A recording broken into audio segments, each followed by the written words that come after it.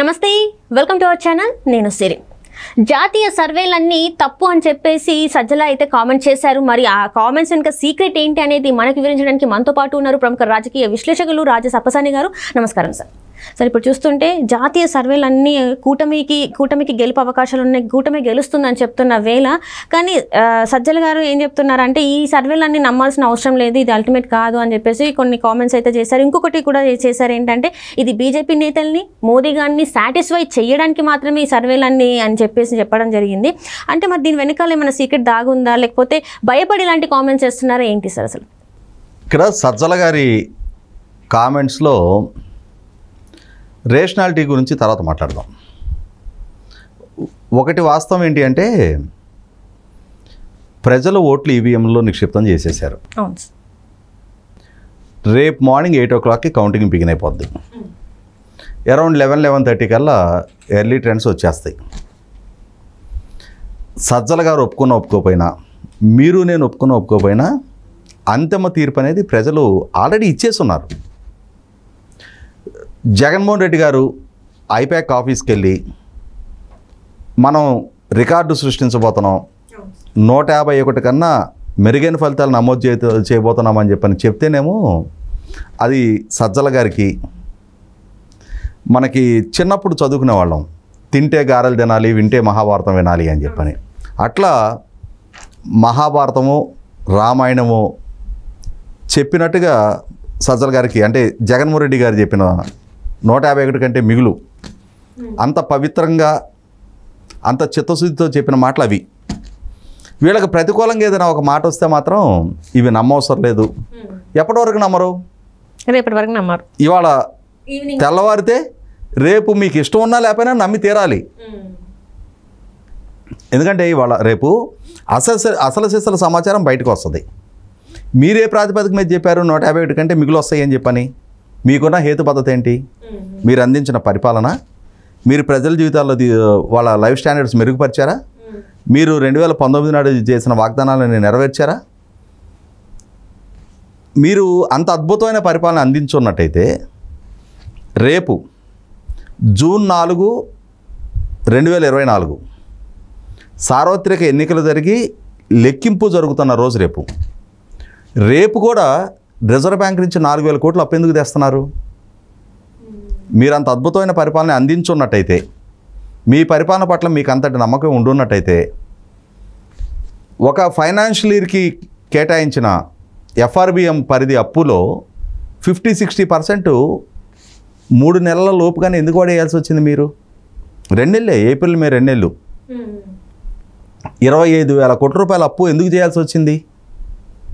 అంటే ఈ 25,000 కోట్ల రూపాయలతోటి మీరు ప్రభుత్వానికి సృష్టించిన ఆస్తులు ఎన్ని, కల్పించిన ఉపాధి ఎంత, ప్రభుత్వానికి ఎంత ట్యాక్స్ రెవెన్యూస్ పెంచారు, వీటి ద్వారా రైట్ సోర్స్లో ఇన్వెస్ట్ చేశారా, వాటిని ఏం చేశారు ఈ డబ్బులన్నీ? ఇది మీ పాలనా తీరుకి మచ్చుతునక. ఒక పక్క రేపు మీ భవిష్యత్తుని నిర్దేశించే రోజు అయినా రేపు కూడా సందట్లో సడేమియా అని చెప్పని ప్రజలు, మీడియా, రాజకీయ పార్టీలు, రాజకీయ నాయకులు, పోటీ చేసిన అభ్యర్థులందరూ కూడా లెక్కింపులో తమ భవిష్యత్తు ఏమవుద్దా అని చెప్పని రేపు ఉద్విగ్నతతో ఎదురు చూస్తూ ఉంటే మీరు 4,000 కోట్ల అప్పుకి రిజర్వ్ బ్యాంక్లో ఇండెంట్ పెట్టారు రేపు.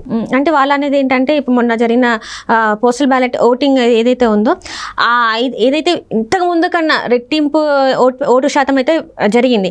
ఆ ఓట్లన్నీ కూడా వాళ్ళకే పడి ప్రభుత్వ ఉద్యోగులు మేము ఇచ్చాం కాబట్టి మాకు ఈ ఓటింగ్ అంతా మాకే చెందుతుంది, సో ఈసారి మేము అల్టిమేట్గా గెలిచే అవకాశాలు మాకే ఎక్కువ ఉన్నాయి, పోయినసారి కన్నా ఈసారి ఇంకా ఎక్కువ వచ్చే అవకాశాలే ఉన్నాయి కానీ తక్కువ అయ్యే అవకాశాలు లేవని చెప్పేసి చెప్తున్నారు. మరి వాళ్ళు ఇక్కడ ఒకటి వాస్తవ పరిస్థితి ఏంటి అంటే సజ్జల రామకృష్ణారెడ్డి అనే వ్యక్తి ప్రజలు కట్టిన పన్నుల నుంచి, అంటే ప్రభుత్వ పన్ను ఆదాయం నుంచి జీతం తీసుకుంటున్న ఒక ప్రభుత్వ సలహాదారుడు. కానీ అతను ప్రతి సందర్భంలో పరిధి దాటి ఎలక్షన్ కమిషన్ ఆంక్షలు ఉన్నా కూడా వాటిని కూడా ఉల్లంఘించి మరీ రాజకీయపరమైన కార్యక్రమాల్లో పాల్గొంటూ ఉన్నాడు. రాజకీయపరమైన ప్రకటనలకి ఆ ప్రకటనలు కొనసాగిస్తూ ఉన్నాడు. ఇటువంటి పరిస్థితుల్లో సజ్జల రామకృష్ణారెడ్డి ఏం చెప్పినా దానికి శానిటీ ఉండదు. ఎందుకంటే అతను more loyal to the king than the Kingdom. నాకు రాజ్యం జీతం పే చేస్తుందన్న విచక్షణ అతనికి లేదు. నన్ను రాజు అపాయింట్ చేసుకున్నాడు, ఆ రాజుకి విధేయత చూపిస్తే చాలని చెప్పని ఆ విధేయత కొనసాగిస్తూ ఉన్నాడు. ఇక్కడ మీరు ప్రస్తావించిన 5,30,000 పోస్టల్ ఓట్లు నమోదైంది వాస్తవం. నిజంగానే ప్రభుత్వ ఉద్యోగులు వీళ్ళకంతటి సానుకూలంగా ఓటు వేశారు అన్న నమ్మకమే వీళ్ళకుంటే ఆ ఓట్లు చెల్లుబాటు కాకుండా చూడటం కోసం ఆ ఓట్లలో ఎంత వీలైతే అంత సంఖ్య తగ్గించాలి అని చెప్పని వాటిని రిటర్నింగ్ ఆఫీసర్ సీన్ లేదు, గజెట్ ఆఫీసర్ అటెస్టేషను అతని డిజిగ్నేషన్ మెన్షన్ చేయలేదు. ఇవన్నీ కుంటిసాకులు వెతుకులాడి ఆ ఓట్లు చెల్లుబాటు కాకుండా చేయాలి అని చెప్పని ఎలక్షన్ కమిషన్ ఎందుకు రిప్రజెంట్ చేశారు? హైకోర్టుకి ఎందుకు వెళ్ళారు? ఇప్పుడు సుప్రీంకోర్టు వరకు ఎందుకు వెళ్ళారు? నిజంగానే మీ ఓట్లే అయితే, మీకేసిన ఓట్లే అయితే మీకు 151 కన్నా ఎక్కువ సీట్లు వచ్చే అంతటి ధైర్యమే మీకు ఉన్నట్టయితే మొత్తం పోలేంది 5 లక్షలే కదా. రాష్ట్ర వ్యాప్తంగా 3.5 కోట్ల ఓట్లు ఉన్నాయి. 3.5 కోట్ల ఓట్లలో మీకు అనుకూలంగానో వ్యతిరేకంగానో అనుకున్న ఆ సంఖ్య మొత్తం కలుపుకున్న 5 లక్షలే కదా. 5 లక్షలకు 5 లక్షలు మీకు వ్యతిరేకంగానూ పోలై ఉండవు, మీకు అనుకూలంగానూ పోలై ఉండవు. దానికే అంత ఉలికిపాటుకు గురయ్యి అంత ఆదుర్తతోటి అంత ఆవేదనతో ఎలక్షన్ కమిషను చంద్రబాబు వైరస్తో పనిచేస్తుంది. పచ్చసిరాతో చంద్రబాబు రాసిచ్చిన ఆదేశాలు ఎలక్షన్ కమిషను వెలువరిస్తుంది అని చెప్పని ఎలక్షన్ కమిషన్ మీద నిద్రమో ఎందుకు మోపుతున్నారు? అంటే ఇక్కడ ఏంటంటే సజ్జల గారి కామెంట్స్ చూస్తున్నట్టయితే మొన్న కూడా ఒక కామెంట్ చేశారు ఏజెంట్స్ విషయంలో. అంటే దీనికి కట్టుబడి ఉండే వాళ్ళు మాకు అవసరం లేదు, ఏదైనా కూడా చేసేలా. అంటే ఆయన కామెంట్స్ ఎలా ఉన్నాయంటే మీరు ఇంకా ఏదైనా విధ్వంసం చేయడానికి కూడా రెడీ ఉండాలి అన్నట్టుగా కూడా అనిపించింది అక్కడ వింటుంటే. ఆయన ఓపెన్ స్టేట్మెంట్ ఇచ్చేశారు. మరి ఇవన్నీ స్టేట్మెంట్స్ ఎందుకు ఇస్తున్నారంటారు? అంటే ఓట్లు మీకు పడినప్పుడు ఏజెంట్స్ ఇట్లా ఉండాలని ఎందుకు మాట్లాడుతున్నారు? ఇక్కడ పోలింగ్ బూతుల దగ్గరైనా కౌంటింగ్ సెంటర్స్ దగ్గరైనా అలజడి సృష్టించాలి అని చెప్పని ఎవరు కోరుకుంటారు? నెగ్గుతామో అన్న నమ్మకం ఉన్నాళ్ళు పోలింగ్ బూత్ దగ్గర కనుక ఘర్షణ జరిగితే ఓటర్లు టర్నప్ ప్రాపర్గా ఉండదు, రేపటి రోజున మనకు పడే ఓట్లు మిస్ అవుతాం మనం. కాబట్టి వీలైనంత వరకు పీస్ఫుల్గా ఫ్రీ అండ్ ఫెయిర్గా ఎలక్షన్ జరగాలని నెగ్గుతామని నమ్మకం ఉన్నాడు, ఆశిస్తాడు. ఓడిపోతామని భయం ఉన్నాడు, ఏదో ఒక అలజడి సృష్టించాలి, ఆ బూత్ దగ్గర గొడవ చేస్తే గొడవలు జరుగుతున్నాయనంటే ఓటర్లు బూత్ దాకా రారు, మనకు వ్యతిరేకంగా పడే ఓట్లు పడవు. ఆ విధమైన వాతావరణం సృష్టించాలని చెప్పని ఓడిపోయేవాడు ఆలోచిస్తాడు. ఇవాళ పోలింగ్ బూతుల దగ్గర గొడవలు ఎవరు సృష్టించారు? ఇవాళ కౌంటింగ్ సెంటర్స్లో నెగ్గుతామని నమ్మకం ఉన్నాడు, ప్రజాస్వామ్యం పట్ల నమ్మకం ఉన్నాడు, సిస్టమ్ పట్ల నమ్మకం ఉన్నాడు, చట్టాన్ని గౌరవించాలనుకునేవాడు శాంతియుతంగా లెక్కింపుకి సహకరించాలని చెప్పని కోరుకుంటాడు. గెలిచినా ఓడినా సరే నేను సిస్టమ్కి బైండ్ అయి ఉండాలి అని చెప్పని కోరుకుంటాడు. అదేవిధంగా ప్రవర్తిస్తాడు. నువ్వు సిస్టమ్ని బ్రేక్ చేయి, రూల్స్ లేవు, సినిమా డైలాగులు మాట్లాడుకోవటాలు లేవు, ఇవన్నీ మనం సినిమాల్లో విన్నాం కదా, అట్లాంటి డైలాగులు అనమాట. రూల్స్ పాటించే వాళ్ళు మనకు అవసరం లేదు, రూల్స్ పాటించరు, ఏం చేస్తారు? తాట తీసి తొక్కి పెట్టి నారదేస్తారు పోలింగ్ బూత్లో గొడవలకు దిగితే. 3 అంచెల భద్రతా వ్యవస్థ ఉంటుంది అక్కడ సీసీ కెమెరాల సర్వైలెన్స్ ఉంటుంది. ఏ మాత్రం అలజడికి ప్రయత్నం చేసినా జుట్టు పట్టుకొని ఎత్తి బయట పారదొబ్బుతారు. ఆ మాత్రం విచక్షణ లేదా? ఎందుకు ఇలాంటి కామెంట్స్ చేస్తున్నారంటారు? అసలు ఫ్రస్ట్రేషన్, ఉలికిపాటు, భయం, ఆందోళన, ఆవేదన, ఆక్రోశం, ఆర్తనాదాలు, హాహాకారాలు, ఎన్ని రకాల పదాలు ఉన్నాయో అన్ని రకాలు వర్తిస్తాయి. 5 సంవత్సరాలు అధికారం చెలాయించి అధికారం కోల్పోబోతున్నాం అని చెప్పన్న సంకేతాలు వస్తేనే ఈ రకమైన విపరీత ప్రవర్తనకు దిగుతూ ఉన్నారు. ఎందుకు వచ్చింది ఈ పరిస్థితి? ఎవరు సృష్టించుకున్న సమస్య ఇది? 47 సంవత్సరాల వయసులో 175 స్థానాలున్న సభలో 151 స్థానాలతోటి అధికారం కట్టబెడితే దాన్ని సుస్థిరం చేసుకోవటానికి కావాల్సినంతటి అవకాశం దక్కితే ప్రజల మనసుల్లో చెరగని ముద్రేసి పరిపాలనా పరంగా వాళ్ళ మనసులో గూడు కట్టుకొని 5 సంవత్సరాలు కాదు 10 ఏళ్ళో 15 ఏళ్ళో అధికారాన్ని కొనసాగించుకునే అవకాశం ఉన్నదాన్ని ఎవరు చెడగొట్టుకున్నారు? మీ అసమర్థతతో, మీ పరిపాలనా దక్షత లేని మీ అహంకార ధోరణితో, మీ కక్షపూరిత విధానాలతోటి, మీ అసమర్థతతోటి మీరు జడగొట్టుకున్నారు. మీ అసమర్థతతోటి రాష్ట్రానికి రాజధాని లేదు. ఇవాళ మనం జూన్ 3వ తారీఖులో ఉన్నాం. అవును సార్. నిన్న జూన్ 2వ తారీఖుకి 2014 జూన్ 2వ తారీఖు రాష్ట్ర అపాయింటెడ్ డే.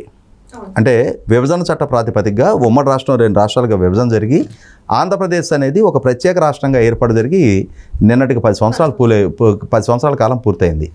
ఉమ్మడి రాజధానిగా హైదరాబాద్ తోటి అనుబంధం నిన్నటితో తెగిపోయింది. ఈ 10 సంవత్సరాల కాలంలో ఆంధ్రప్రదేశ్ రాష్ట్రంలో రాజధాని ఏర్పాటు చేసుకోవాలి అని చెప్పని విభజన చట్టంలో మెన్షన్ చేసింది. గత ప్రభుత్వం ఆ రాజధాని నిర్మాణానికి అడుగులేసింది. ఆ రోజు ప్రతిపక్ష హోదాలో మీరు కూడా సభలో ఆ నిర్ణయాన్ని స్వాగతించారు, మద్దతు పలికారు, ఏకగ్రీవంగా తీర్మానం చేశారు. చేసిన మీరు ఇవాళ 5 సంవత్సరాల తర్వాత అధికారంలోకి వచ్చిన తర్వాత గడిచిన 5 సంవత్సరాలుగా రాజధాని నిర్మాణాన్ని ఎందుకు స్తంభింపజేశారు? ఇవాళ రాష్ట్రానికి రాజధాని లేని దుస్థితి ఎందుకు కల్పించారు? మీరు 3 రాజధానుల పేరిట ఒక అవివేకపు, అనాలోచిత, అసంబద్ధ, అవగాహన రాహిత్యపు నిర్ణయంతో మీరు ముందుకొచ్చి 3 రాజధానుల నిర్ణయం ప్రాతిపదికగా అయినా సరే మీరు తీసుకున్న చొరవ ఏంటి? ఇవాళ 5 సంవత్సరాలు గడిచిపోయింది, సువర్ణావకాశం. ఓవరాల్గా దశాబ్ద కాలం గడిచిపోయింది విభజన జరిగి. అపాయింటెడ్ 10 సంవత్సరాల కాల పరిమితి పూర్తయిపోయింది. ఇవాళ మీరు పాలకుడిగా మీరు సాధించిన విజయం ఏంటి? ఇవాళ పక్క రాష్ట్రాలు, ముఖ్యంగా తెలంగాణ, దశాబ్ద కాల ప్రస్థానం పూర్తయిన సందర్భంగా వాళ్ళు నిన్న పండగ చేసుకుంటున్నారు. ఆంధ్రప్రదేశ్ ప్రజలను మీరు ఎండబెట్టారు. ఈ 10 ఏళ్లుగా 5 సంవత్సరాలు అధికారం దక్కితే ఇరిగేషన్ రంగానికి మీరు బడ్జెట్లో చేసిన కేటాయింపులు ఎంత? వాస్తవంగా మీరు ఖర్చు పెట్టింది ఎంత?